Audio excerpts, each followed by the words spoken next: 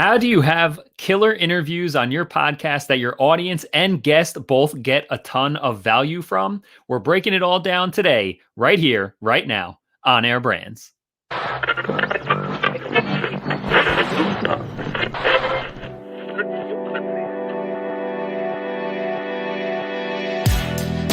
now tuned in to the On Air Brands podcast.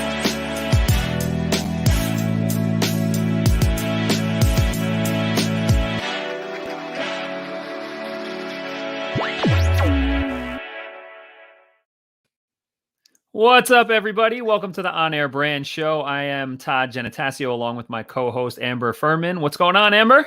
What's up, man? I am so excited for this interview or this episode. We were just talking about interview episodes a minute ago. But before we dig into it, I was watching you prep for the intro and I was like, this is what people don't get to see, I could see you going through all the things you wanted to say in your head, getting your voice right, the smile, the deep breath. I was like, this is what people need to see. Well, it's also there's also a quirky timing because we do the show live streaming too, where I have to watch for the switch on the live button. But if you start too early, you have to give it a second, otherwise it cuts you off, or you start too soon and it doesn't come through the stream. So I'm ready for the question. I'm eyeballing the red light turning on, but then have to time okay, when it turns on, you still have to wait, and it's all we're today's episode 8, so we've got 8. I've had eight good tries here, plus season 2 with Eric and Josh. So I think I'm starting to get a solid routine for hitting the timing right on the live streams that still works for the audio. I love it. I just thought it was interesting that we're going to dig in today about all of these things to make a really impactful interview. And I'm watching you prep, and I was like, that's what they need to know, man. Yeah. It's all in the timing and knowing what you're going to say and being intentional. And so that's what we want to talk about today. You were saying how in the pre-show or on the Podmax show, podmax.co, make sure you guys are subscribed there. And Amber was telling us how she has her 3 shows, or 3 styles of shows. Morethancorporate.com is her solo podcast where she does solo episodes. She does interviews where she's had some huge names. Give us a couple highlights, brag about yourself with some of these big names you've had. I don't know about bragging. I somehow got Les Brown to come on the show, which was amazing. Yep. Jordan Harbinger, which is a huge name in the podcasting world. Podcaster. Yeah, 11 million downloads an episode. Yeah. Some of the smaller, bigger names that I loved was Steve Sims, who Forbes has called the modern day Wizard of Oz. I had President Reagan's chief of staff on, which was amazing. So we had some really, really good times, man. Yeah. And so, you are a pro interviewer, but also a pro communicator. Wow. Sure. Sometimes the words we can create new words. Right. Yeah, exactly. But there is an art and a science to having a great interview when you're the host of a show. And so, a lot of the things that we're going to rattle off today, we're going to talk about, do you do pre-show prep, or what does the pre-show conversation look like with a guest to make sure that it's going to be a good show? How do you build rapport with your guests so that it's not an awkward, just kind of ask a question, they answer, rigid kind of thing, but a flowing conversation?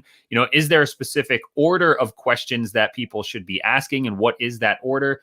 How do you control a conversation, particularly with huge names, like you said, who could just take over the room with their presence? But how do you make sure you as a host are guiding your interviews so that the audience is receiving the value they tuned in for? And how do you look at other successful interviewers to model success? So that's what we're going to be running down today. So let's start right from the beginning here. And what does pre-show prep look like when you're going to have a guest on for an interview? Well, I think that the most important thing, and you're going to hear this through a lot of the things we talk about today, is intentionality, knowing exactly what your audience needs to hear. And then having this idea of what it is you actually want to get out of the interview when you book someone. You should have a reason that every person is coming on your podcast, even if you're new. I think that when I first started, and I have a feeling that others would feel this way too, when you get those guests, you're like, I'm just thankful anybody's coming on my show, right? Like, Yeah. I don't know what I'm going to ask them. I don't know. You just feel so thankful that they're there. You should still have an intention with every interview, and you should have an intention with why you're bringing people on. And that intention should be directly related to the impact you want to make on your audience. So once you know that, then you're able to go into your pre-show. Are you going to prep your guests? Is it something where you're going to have a 10 to 15 to 20 minute interview before? Are you going to just send them a questionnaire? Are you going to do nothing and say, hey, let's just see what this ends up sounding like? None of those are wrong. It's just important to understand the intention and the product you want to create. Yeah. It's very important, and understanding not just why are you having the guest on, but why is the guest coming on? Yes. Yeah. Having that win-win-win for everybody, right? Like, you should get something out of it as the podcast host. Your guest should be able to get something out of it. And you should be clear on the purpose of your podcast. Are you going to allow your guests to promote paid products? Are you going to ask them for a free email catch that they can give out? Like, what are the parameters by which you're going to allow your guests to promote themselves on the show? What are the options that you're going to give for them to connect with your audience?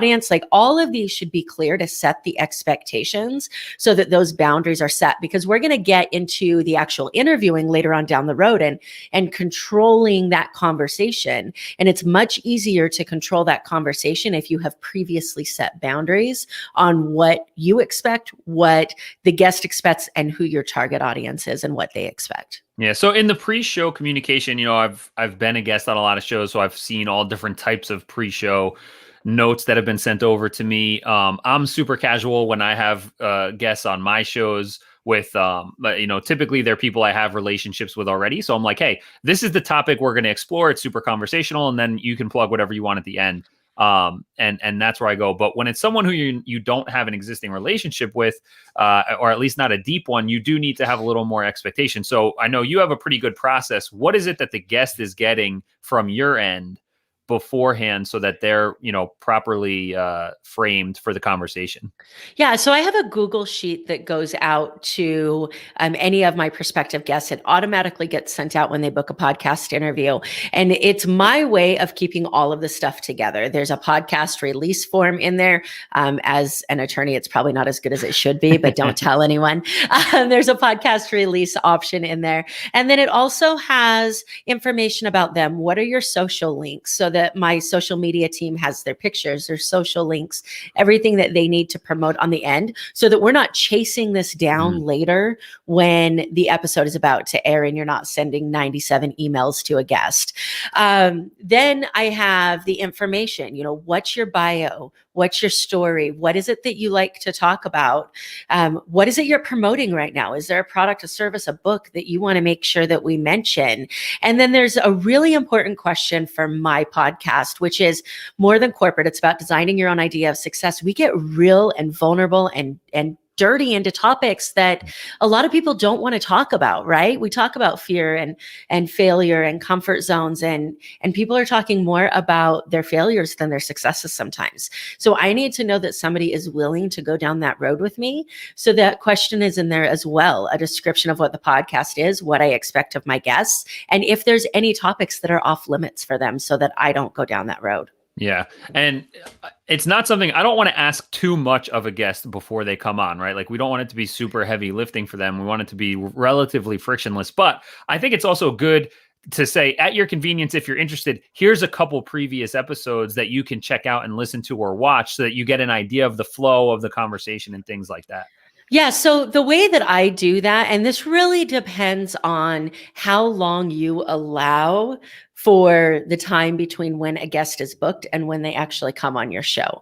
So if you have been prepared and you're 2 months ahead in content, then you have additional time to be able to set a flow, which is what I try to do. So I'll have that form that goes out, and then maybe a month or a week or however, depending on what your time frame is, I have another email that goes out that says, hey, I'm really excited about the podcast. I wanted to share with you a couple of the interviews that I think are really relevant to the conversation that we're going to have. Take a look at these, see what you think. This is the format of the show. Let me know if you have any questions. And then maybe a week before, another, hey, I'm really excited to have you on the show. By the way, if you haven't left a rating or review yet, I'd be really grateful if you do that. Here's that link. And then after the recording, I actually send another email to them, thanking them, leaving the link again, asking for a rating and review if they haven't already, and then inviting them to look through my podcast guests. And if there's anybody they want to be connected with, to let me know so that I can share that love for future podcasts. I love that. I love that. We so often talk about, the power of podcasting really comes like when the mics are off, right? It's the relationships that you end up building with the people who are guests. And that's a great idea to have as follow-up to continue the relationship and to put, one of my core principles is value first, and to say, hey, look at my Rolodex here, and if there's anybody I can connect you with, like that's a great way and easy for you to add value. If there is someone, like for you, making those kind of intros is, it's not a heavy lift on your part. And again, it's, the win-win-wins that help us all kind of rise up. Yeah, absolutely. And it's effortless. Like if you really take the time to spend a weekend setting up your flow with whatever calendar system that you use, I don't actually touch any of these. The only time is in that pre-guest email that goes out if there is an episode that is extremely related to the guest that I have on now that I think is going to be really relevant, then I'll go in and make sure that link's in there. Otherwise, it's the same few links that get sent out every time. And the power of podcasting, first of all, comes in, yes, the relationships that you build, and also borrowing the credibility of your guests to be able to have the relationships that you want with somebody who's looking at the what can you do for me question. And so the more that you are able to create that, hey, look who I've had on my show. Look at the conversations that we had. Let's talk about something else, right? These are great things. Maybe this is going to trigger something in their mind of a road they want to go down that's going to be deeper than they would have expected before. So. Yeah, totally. So, all right, we have the guest coming on, and last week's episode, we talked about how to, create content and publish episodes and publish content that build rapport with your audience, right? So that you can build a stronger connection with your listeners and viewers and anybody paying attention to you. But when you want to have a good interview and you want to create good content with the people that you have as guests, you need to have solid rapport with them so that they open up more, right? So what are some ways to build rapport in a live interview setting when you have a guest on your show? Yeah, absolutely. So let's talk about what rapport is, first of all. Like rapport, you may think of it as just a connection with somebody, like you kind of think the same things, and that's one level of rapport. But there is this like hypnotic level of rapport where you just have, like, think of a moment that you have walked in a room and you've just felt a connection to a person. And then the more you talk to them, the deeper that connection gets. That's the true rapport that we're talking about. And there are ways for you to create that in a virtual setting. Depending on how you're doing your podcast, if you're doing them over Zoom, which is the norm, I think, at this point in time, if you're doing them over a virtual setting, the ways that you can build rapport are by the tone of your voice, the volume of your voice. Matching, you want to match as much as possible. We have rapport with people who are like us.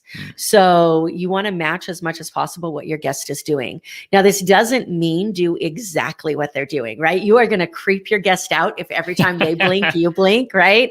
They'll be like, what is wrong with this person? So you can mix and match those a little bit. If you see your guest has a certain tone to their voice and a certain rhythm, you can time your breathing to match that rhythm. If they're blinking at a certain time and you see that being a standard pattern, you can change your breathing or change the way that your voice goes to match the pattern of their blinking.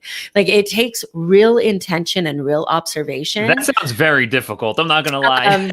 It's something that the more you practice, the more you realize you're doing it naturally. So when you're doing it in non-interview settings, because you're right, if you're in an interview and you're like, oh my God, like I have Jordan here and Right. I'm trying to figure out how to remember what my name is, Yeah. let alone how to do any of this, it's not the right moment. But Right.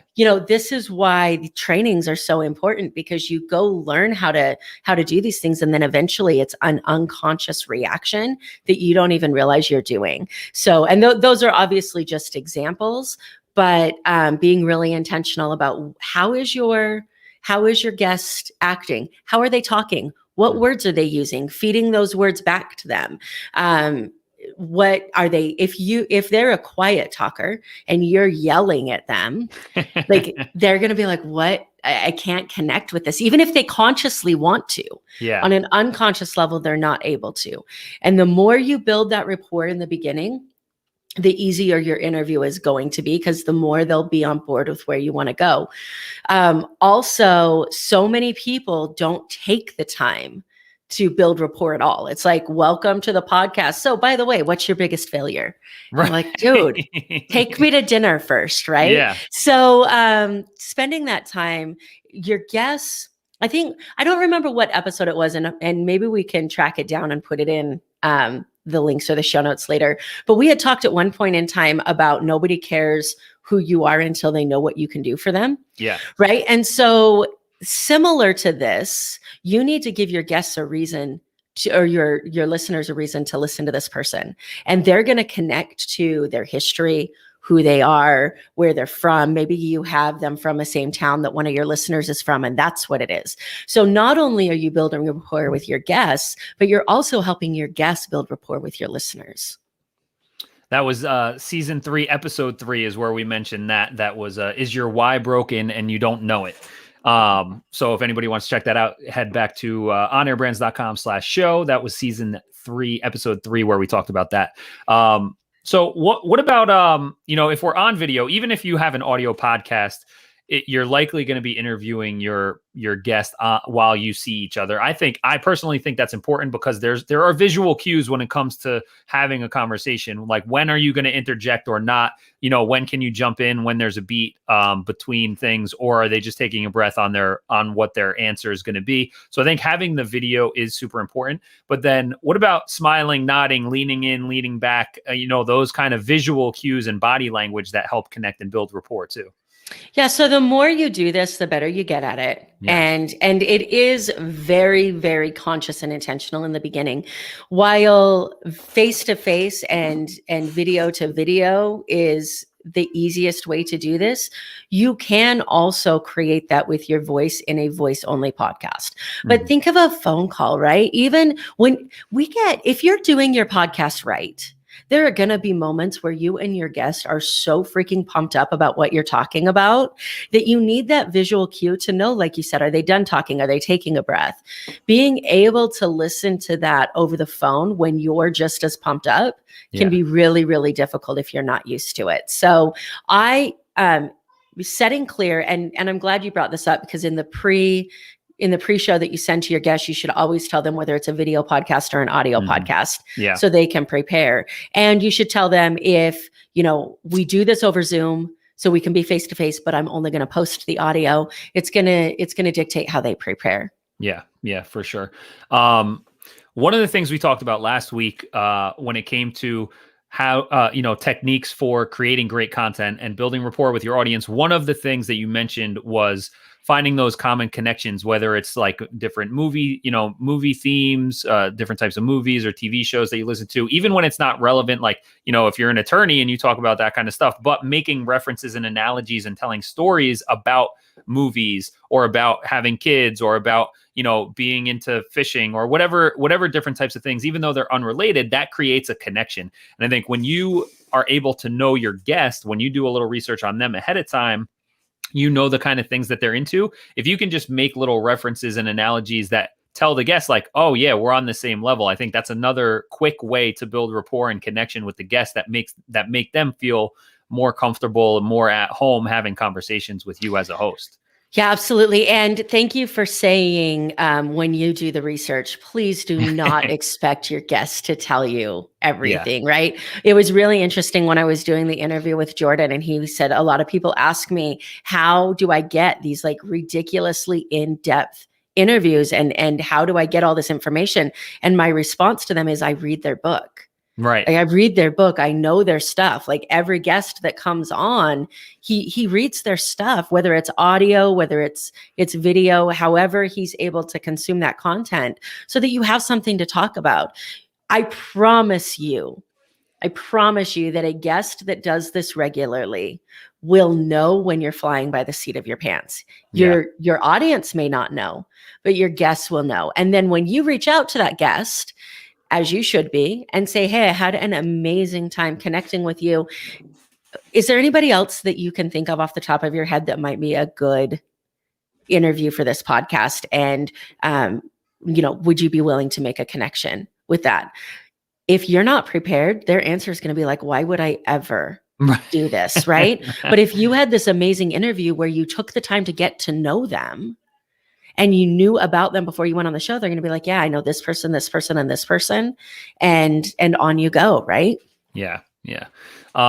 So part of an interview, obviously asking questions, right? So you came out, what was the question you said before? It was like, take me out to dinner first, right? Like, what's your biggest failure, right? Like, you can't come out of the gate with guests and ask them extremely difficult or extremely deep questions before you kind of just get the conversation flowing, get the juices flowing, get everybody warmed up a little bit. But, you have to take them through a little bit of a journey before they're going to open up with that. And so what kind of questions should you start off interviews with before diving deep? And then, how do you get into the deep questions?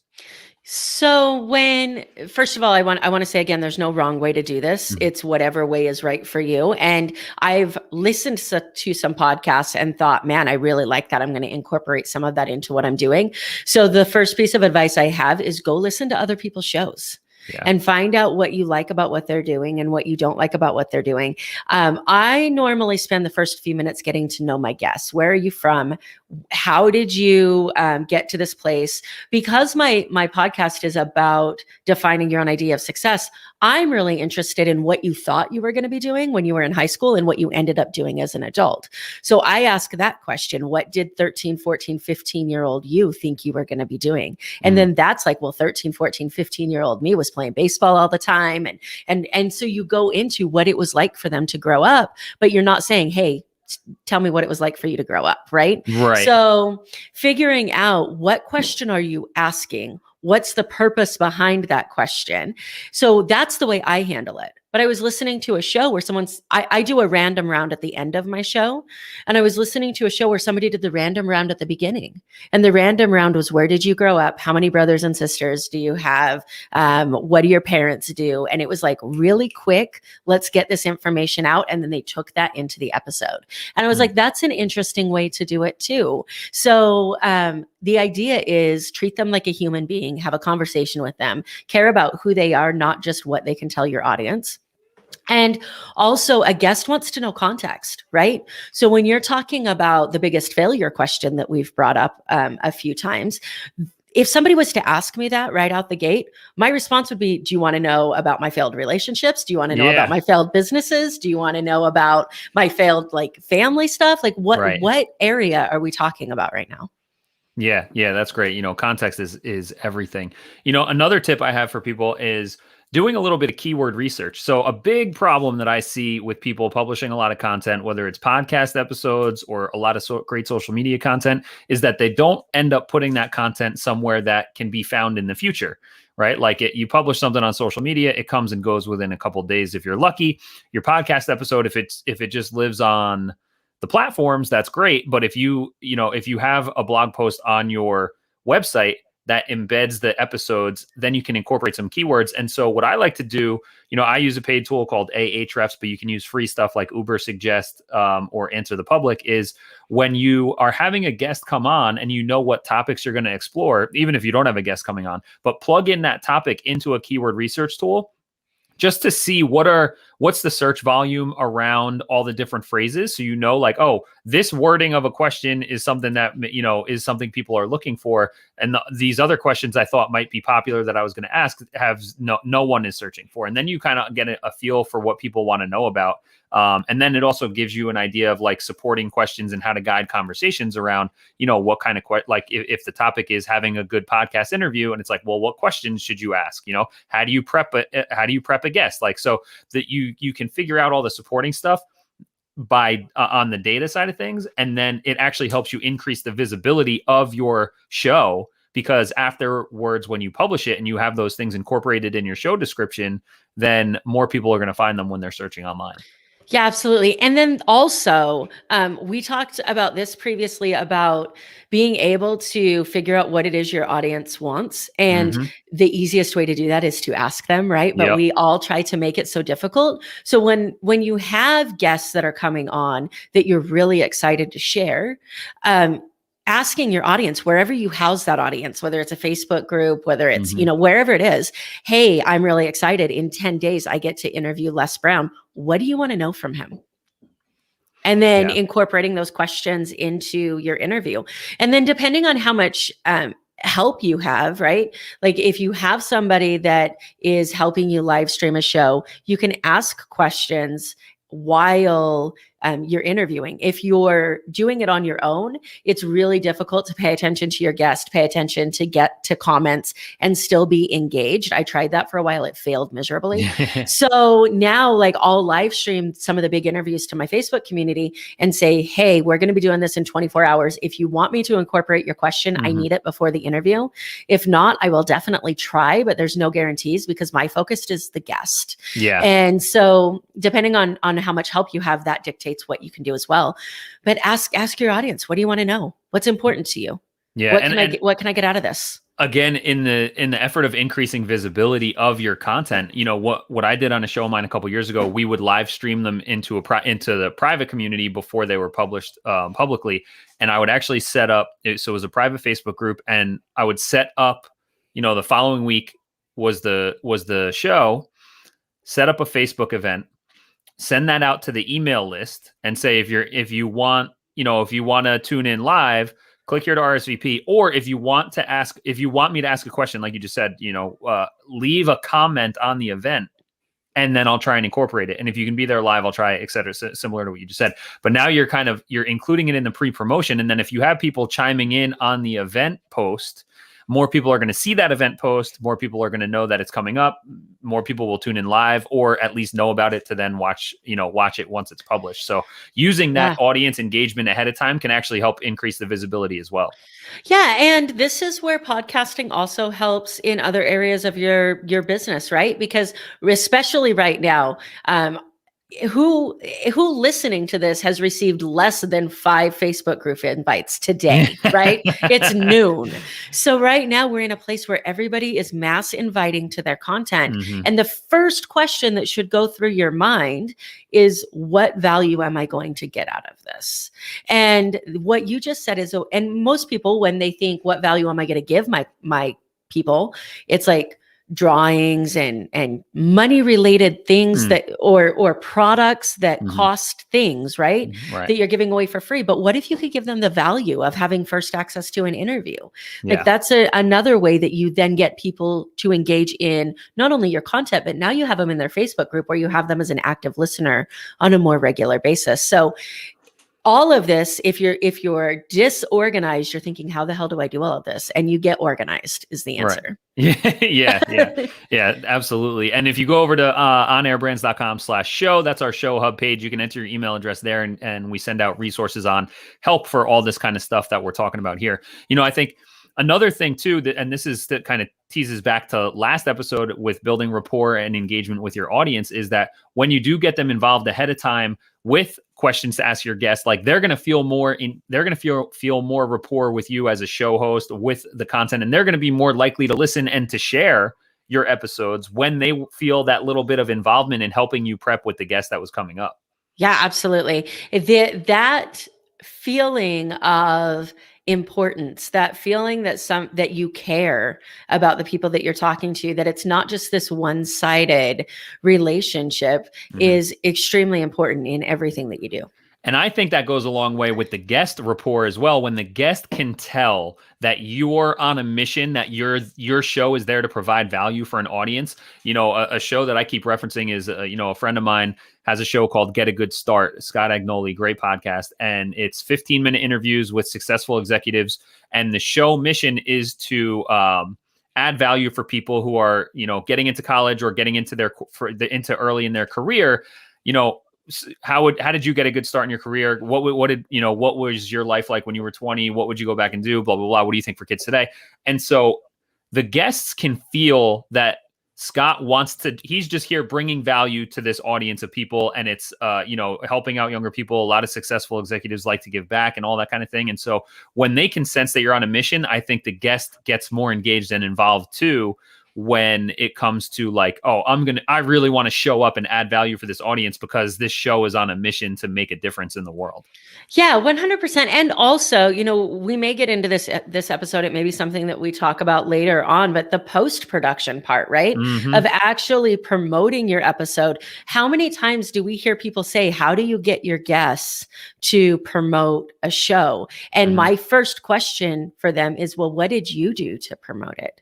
What did you do to show your guests that this was something that was important? And there are some guests that may not, and please, for God's sake, please do not make promoting your show a requirement to come on it. I have seen that before and it's awful.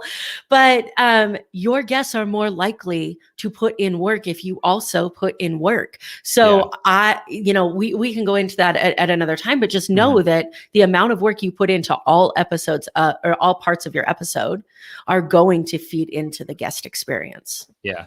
Yeah. It's funny. I posted on Facebook yesterday about, expectations and perception of things that are difficult. So like you just said, like this sounds like a ton of work, sounds like it's all very hard and all that kind of stuff. And it's like, compared to doing nothing, yes.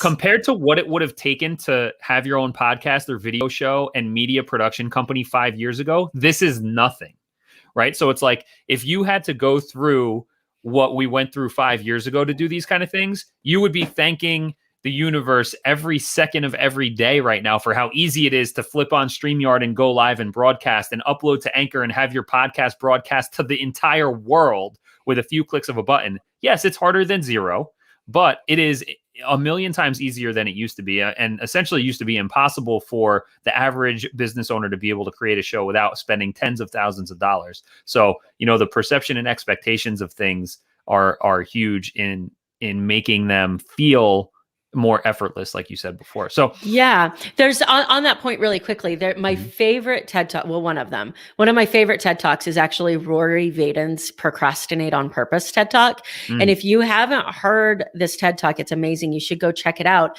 One of the things he talks about though, is that the idea of productivity, which is exactly what we're talking about in this organization thing, is giving yourself the emotional permission to do things today that are going to save you time tomorrow. And it's that emotional permission, because the people who are saying, this sounds like a lot of work. The reason they're saying that is because they have so much on their to-do list that they feel like they should be doing. Yeah. Right. And so it's giving yourself that permission to do this, to set this up so that 4 or 5 episodes down the road, later you can say thanks for doing this. Yeah, I think I don't know if it's in the book Atomic Habits or not, but James Clear, I'm pretty sure it's in the book, but I've seen him say it where, he's this guy, he has great productivity systems and all that kind of stuff and great advice to check his stuff out. And they say, man, this sounds like a bunch of work. And he says, actually, I'm proactively lazy, where I want to do this work one time and set up these systems to basically automate as much of the lifting as possible, so that now after I do it once or twice and have it set up, now I'm done doing it forever.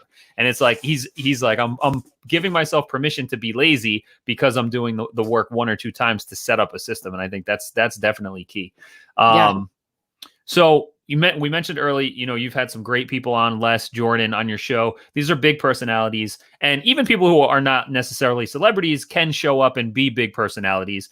So when you have a guest like that, they can very quickly go off the rails with their topics or try and take control of the show and have their own agenda, even if it's unintentionally, right? So how do you kind of control the conversations to make sure that you stay on track, that the audience is getting the value that they tune into your show for, and that the guest is still on track to have a good time? So I have a couple of different avenues for this. The first thing that I would say is set aside your ego, right? If you're trying to control a conversation just for the purposes of controlling a conversation, you're not doing it right. Like maybe that 20-minute answer they just gave you is incredibly relevant to everything that your audience needs to hear. And so really understanding the situation, and do you need to interject? Because when you bring on somebody who is normally a host, they're not talking about themselves. And then you give them an opportunity to talk about themselves, and they're going to run with it. One of the things that Jordan said in our interview was, come listen to my show where I don't talk nearly this much. Yeah. He's like acknowledging, hey, I'm talking about this because this is the purpose of guesting, right? So I think that this goes down to setting the expectations in advance. I have a success sound bites part of my podcast. So I know that I need to get 2 or 3 75-second spots that I can then put somewhere else. So I'm intentionally asking questions that I want a quick answer to. Make sure your questions are answerable in a short period of time, if that's the case. Yeah.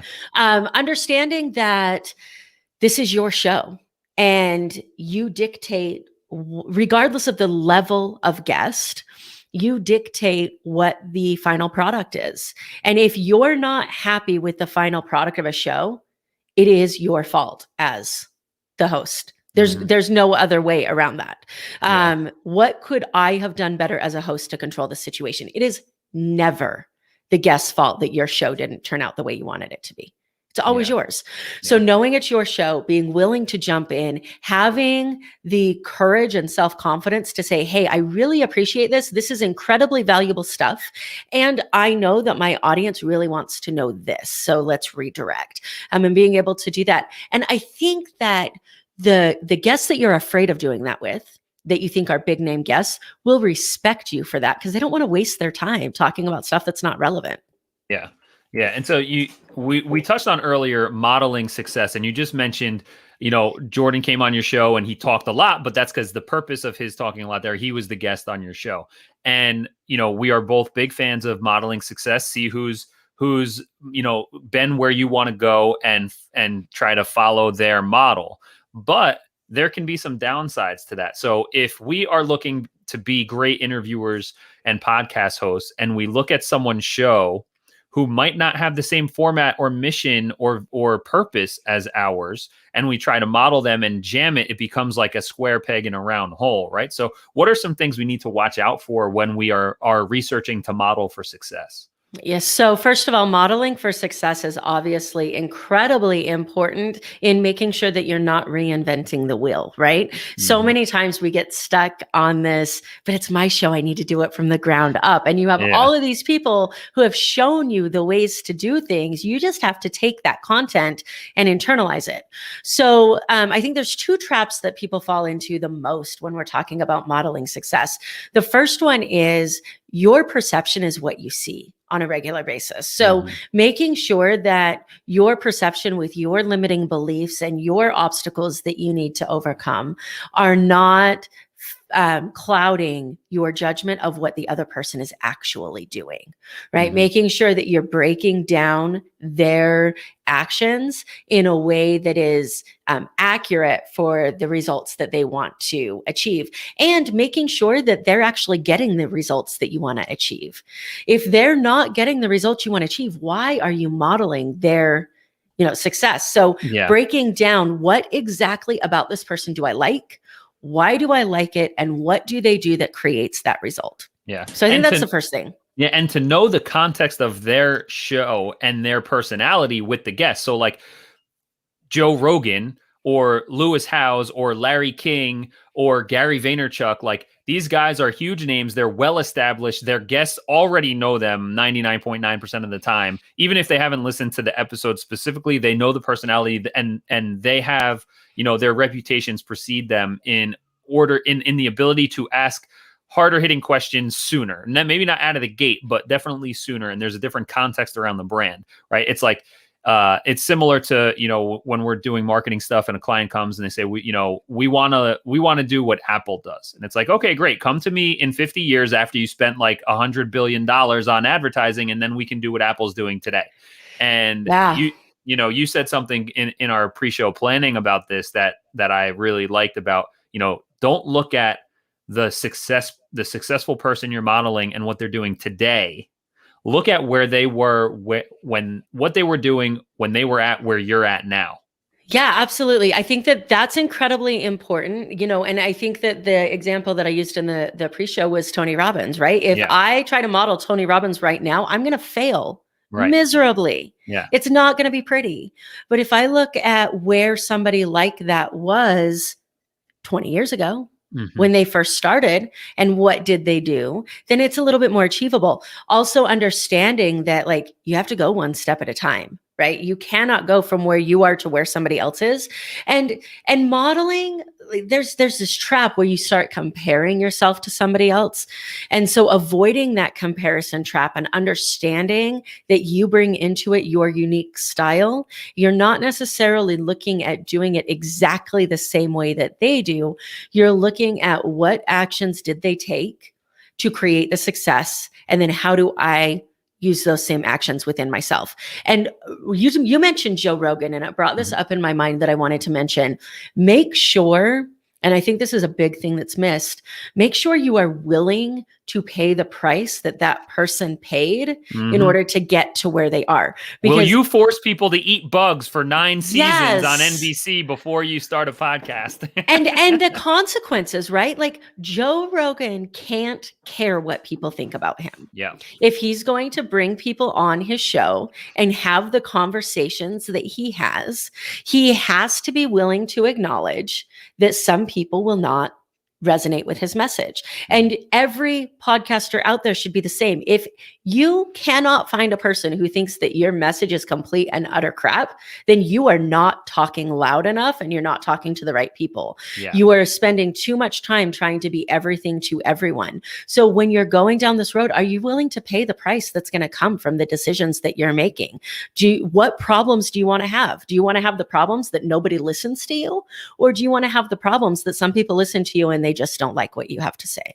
Yeah. And so we've got our guest on. We've had them prepped. We set some context. We built rapport during the interview. We asked questions in the right order. We're taking some techniques from people we've researched and and we've implemented them into our own interview style. We crushed this interview. It's a great episode. The listeners love it. The guests had a great time. They got to promote whatever they were promoting, and it was in line with your mission. And now the episode's over, and we come to the post-show work. Now, we always say that the magic and power of podcasting happens after the mics are off. So talk to me. You mentioned, a great post show tip that I love, and I'm definitely going to start incorporating and telling more people to do. So what is that? What do you do post show to continue the rapport with your guests? So 24 hours after my interview is over, an email goes out to them saying, hey, thank you so much for coming on the show. I really appreciated your time. I know that the guests or the audience are going to get a huge amount of value out of this. If you wouldn't mind, here's the Apple Tunes or whatever you use to the show. If you would leave a rating and review. While you're there, take a look at all the episodes that are there, at the guests that I have. If there's anybody that you want to connect with, let me know and I'll make an introduction. I love that so much because, again, it's the win-win. It's an effortless thing for you. It's obviously anybody on your show, you have their contact info. You have a little bit of a relationship, at least with them. So making introductions is super easy. It continues to add value and build on the relationship of the people that you had as a guest on your show. And, if you're using guest opportunities like this for business development, which we talked about in season 2 on a couple episodes. So go back onairbrands.com/show to check those out. But if you're using your show to build relationships, again, it's not just getting someone on the show and then trying to sell to them, just like you don't want to do that in anything. And this is a way to continue that conversation in a non-salesy way where you're continuing to add value, put equity in this relationship bank before you start asking for anything from them, where, you've gotten them on your platform, they've shared their message, you're helping promote them when you're, promoting your show out there. And now you're even making individual introductions if there's any way you can. So I think this is a great way to continue that. Yeah, I definitely enjoy it, and it's worked out well for me since I put it into play. But really quickly, I want to hit just a minute on introduction etiquette, because Mm. you don't want to offer something that you can't deliver on. So my email actually says I'll do my best to make that happen. And then when they respond to me and say, "Hey, this interview looks good, this interview looks good," the first thing I do is reach out to those guests. "Hey, I have this guest. They did this, they said this. I think it would be a great connection for you. Is it somebody you're interested in meeting?" And then the purpose of that, and get that yes from both parties, Yeah. so that you're not putting somebody in a position where they have to reject a referral. Because what's going to end up happening is everybody's going to have a bad taste in their mouth. They're going to be like, "Why is Amber sending me introductions that aren't useful for me? Why does she not know I stopped doing my podcast 6 months ago?" Right? Why? And then you've got your guests. It's like, why would she have offered this if she couldn't Right. deliver on it? So just make sure that everybody is on board. And if the answer, I had it recently where I made an introduction and the person said, "Hey, I'm actually not taking any more interviews. I'm going in a different direction." And then communicate that to the other person. "Hey, I just want to let you know I did try to make this introduction. It's not a good fit for them at this point in time. Is there anybody else that I can help connect you to make sure it's a win-win?"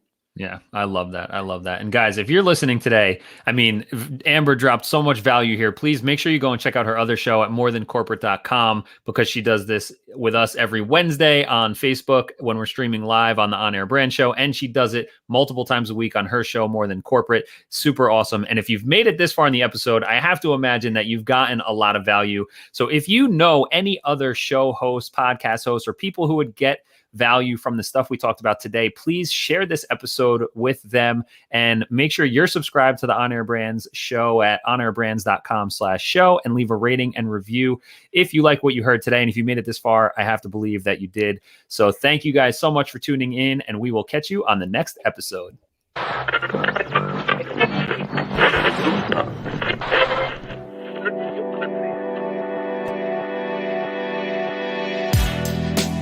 Tuned in to the On Air Brands podcast.